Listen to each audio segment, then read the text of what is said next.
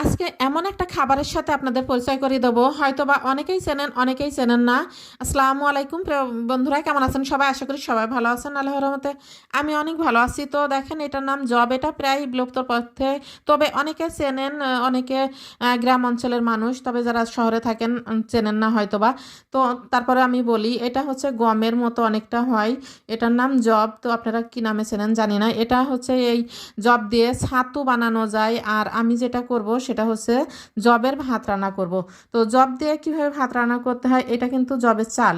এই চালটা সুন্দর করে ঢেকিতে বা মেশিনে যে কোনোভাবে জবের গায়ের উপর যতগুলো ময়লা মানে আবরণ থাকে সেগুলো পরিষ্কার করে একটা চাল বের হয়। তো দেখেন, আমি গরম পানির ভিতরে জবের চালটা দিয়ে দিয়েছি। আর চালটা অনেক আগে মানে প্রায় 1-2 ঘন্টা মতো ভিজিয়ে রেখেছিলাম। তো আমি গ্রাম থেকে নিয়ে এসেছি।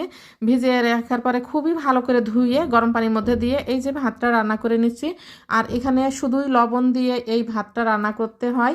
এর ভেতরে চিনি, নারিকেল, দুধ সব কিছুই দেওয়া যায়। যদি আপনারা মনে করেন যে এইভাবে রান্না করব না, হচ্ছে নারিকেল চিনি দুধ দিয়ে ক্ষীর মতো করে রান্না করব, তো সেটাও করা যায়। তো আমি এইভাবে রান্না করব কারণ আমার মা, আমি দেখেছি এইভাবে রান্না করে আমাদের অঞ্চলের মানুষরা।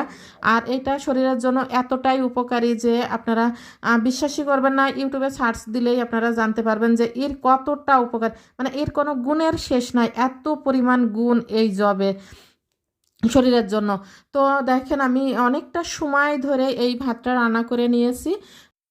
তাছাড়া এই জবের ভাত খেতে যে এত বেশি পরিমাণ ভালো লাগে সত্যিই বলার বাহিরে।